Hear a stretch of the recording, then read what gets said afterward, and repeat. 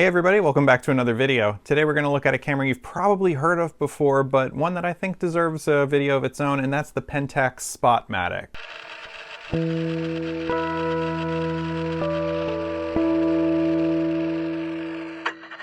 So a question I get on here a lot is, why do you have so many Soviet or communist country cameras? And I guess the answer to that is, number one, that there's something different. I don't see a lot of people shooting them here in the US. Number two, they're pretty cheap compared to other cameras. Number three is that I do like that they're based on Zeiss and Leica designs. And also, like, some of the lenses are cult classics, right? Like things like the Helios 44-2 or the Helios 40.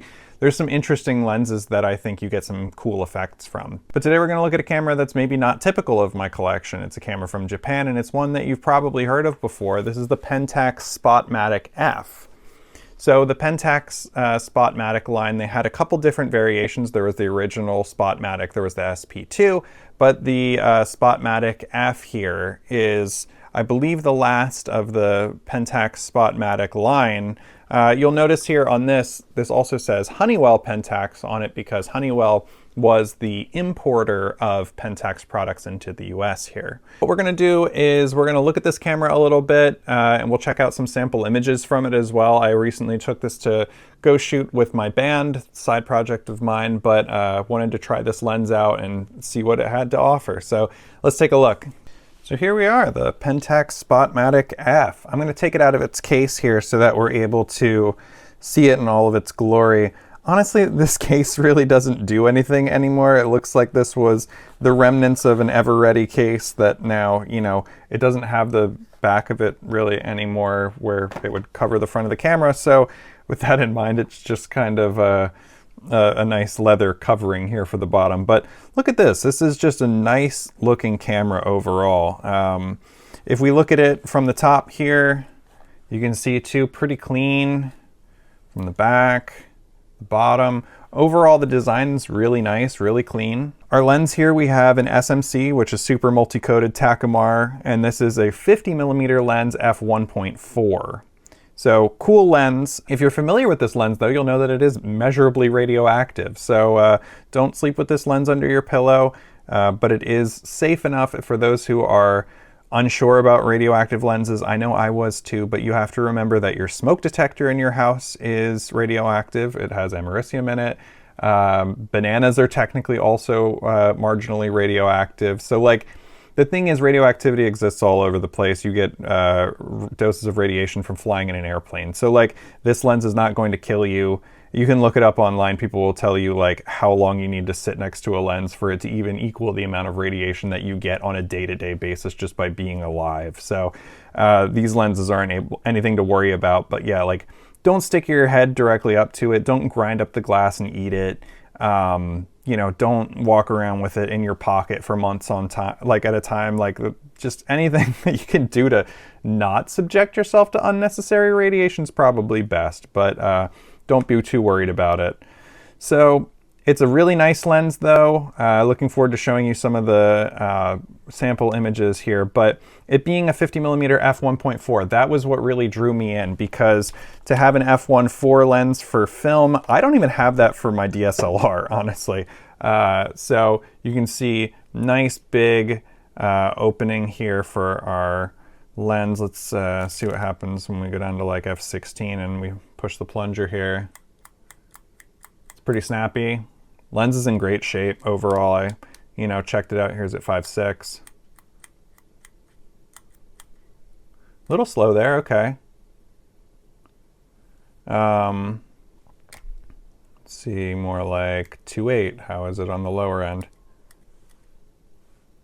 little slow to bounce back. So you know what? There's probably a little bit of grease buildup in here, just general aging, but for all intents and purposes, jumping down to f16. Oh.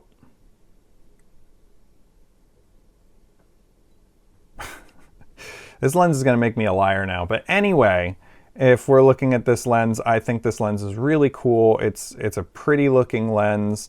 And I think it's simple overall. I think that's what's nice about it. But f1.4 can't beat it. That's a really nice, really fast lens for back in the film days. I know there's of course some that go faster like the Tomioka and stuff, but this is neat.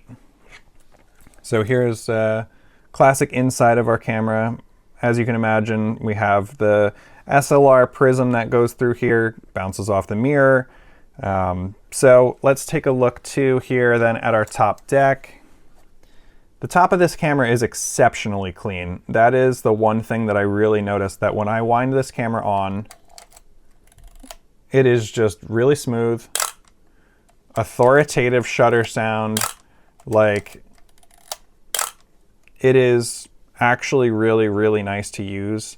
I like that it goes up to 1,000 because that just gives that little bit of extra speed over top of, you know, I'm using like my Praktica a lot, and the Praktica tops out at 1/500th of a second. But when I'm trying to shoot with something like the Helios 40 or whatever, something that is made to be shot, or at least a lot of people want to shoot it wide open at f1.5, that means you have to have a fast enough shutter speed or a slower ISO film to account for that. And so to have this 1/1000th of a second, like when I'm shooting with this f1.4 lens, is really cool.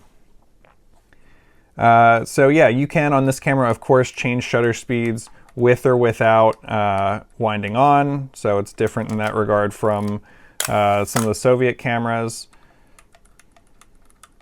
Which I will say though, I did learn after the fact, someone pointed out in my comments for my Zenit E that you can change the shutter speed before winding, and I didn't know that. I still don't know if I'll do it. I'll stay on the safe side with that camera, but it is confirmed in the manual, so thank you for that shout out.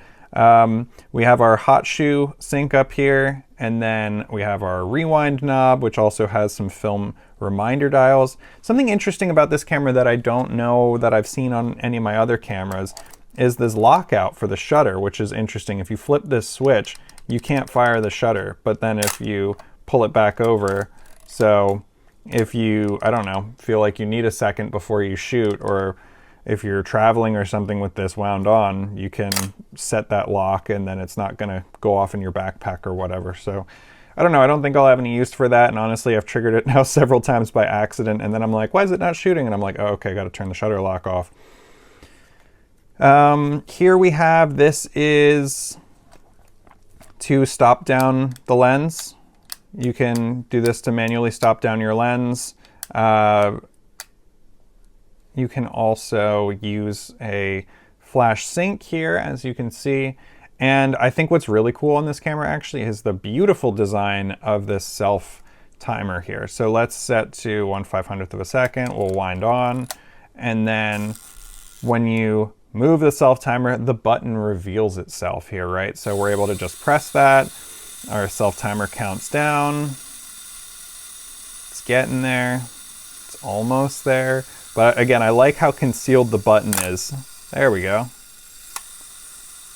Nice. And you know, some of my other cameras, sometimes it feels like you have to like get the rest of the buzz out of it, but it's a clean, like it finishes and there's no, you know, sort of in between. Like it's a very well designed camera, very well engineered, and I really have no qualms with it. I think it's really neat.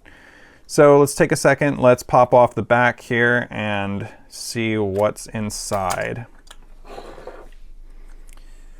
So here we are, our Pentax Spotmatic F, and as you'll see, this is a pretty simple design, all things considered, for an SLR camera. It's nothing crazy back here.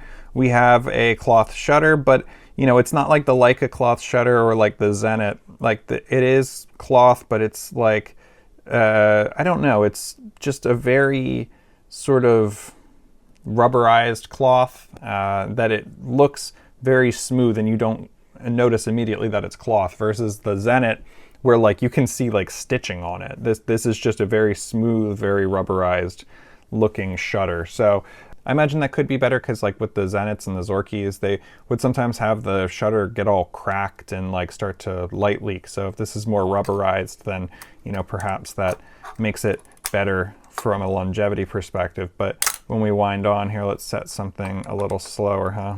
Let's set 1/30th of a second. Nice. And you hear a little bit of a clink in there with the delay mechanism. It's a little whisper. So interesting. Again, I got this camera on eBay for like 70 bucks or something, so it's not in perfect order. And the way that I know it's not in perfect working order, unfortunately, is that the bulb mode on this camera does not properly work. So if I set this camera to bulb, which I will do now for your entertainment and not for mine, that when I press the shutter and I hold it, and I let go, the shutter doesn't return. And that's interesting. I've never had that happen otherwise. And so I don't really know what to do about that, or like what's getting caught up. I've found that if I wind back on, my first curtain comes back and I can, you know, reset back up to a faster speed and we're back. Like, so it's not like it's the worst thing in the world. Like, I'm able to recover pretty easily from it, but you know, the perils of buying a camera on eBay, I suppose. I had also hoped, honestly, that this camera was going to work with its meter, and I'm sad to say that in getting this camera off eBay, despite it being listed as in good working order, the meter does not work. And I opened up the bottom here. I got a PX625 battery replacement, and to no avail. There's corrosion in here. I'm gonna try and clean the corrosion out and see if that helps things, but you know, I'm not gonna hold my breath. It's still a really nice camera. What's cool about these two is that hypothetically, you'd be able to, because of this bar here on the lens, you're able to meter the camera without having to stop it down. It has the like open metering. So that's pretty neat overall. And that's what interacts then with some of the flanges and stuff in here, that they're able to tell the camera a bit more of like what you're trying to do with your lens, and then it's able to, without having to sit here and stop down the camera. Now, of course, like that's what this is for too, if you have lenses that need that, but Pentax was really leading the way here by trying to make these lenses that you didn't have to stop down. I'm sure other companies were developing their own methods, but this one worked pretty well for what it was at the time. So let's take a look at how you load this camera, because I always like to do that. Now, if you remember from a previous review, I had reviewed some of the Kodacolor 200, but I was not entirely successful in testing this film. I think that this film did not get its day in court, so I'm going to shoot another roll of this. But for today, I'm just going to show you how this camera winds on so that you're able to get an idea and then hopefully go do it yourself. So if you are someone who is hoping to use this camera, it's really not that hard. All we have to do is drop our film in on this side. We can lock this in place. And then we need to take our film, bring it along to the other side here, where we have our take-up spool, and our take-up spool has this nice slit in it that we're able to take our film and deposit it within said slit.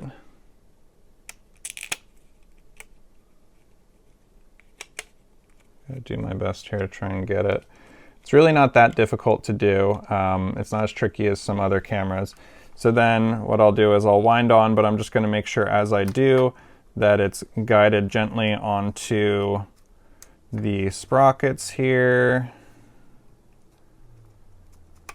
There we are, we're on. Cool.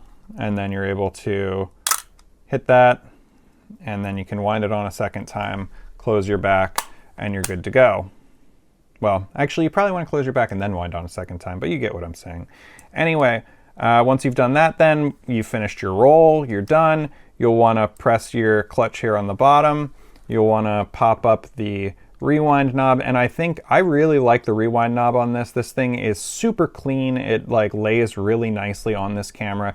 And I think when I try and rewind on like my Praktica, it's such a small little knob and my finger's always flying off of it, and it like kind of is a pain. So this one is really nice and easy.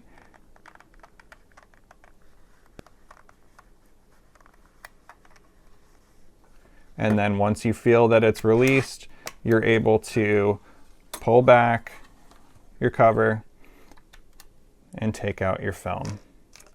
And so again, this Kodacolor, expect to see it in another review because I'm going to give it another shot on a day where the lighting is perhaps a bit more forgiving. It was the only day I had free and I was determined to go shoot it, but alas. So anyway, putting our lens back on here, that was my look at the Pentax Spotmatic F. I'm going to show you a couple pictures on screen here. Like I said, I had used this with my band. And my band, we perform in a studio that is pretty low light. And so I thought, okay, let me bring this f1.4 lens along. This should work really well. And I also loaded in some Ilford 3200. And so that black and white film is very fast compared to most other films. It's pretty well one of the fastest on the market. And I was just curious to see what we got. So, well, that's all we have for today, guys. If you like this video, please give it a like. If you have any questions or if you have one of these cameras yourself and want to tell me about it, let me know in the comments. I'm really interested to hear. And until next time, we'll see ya. Bye.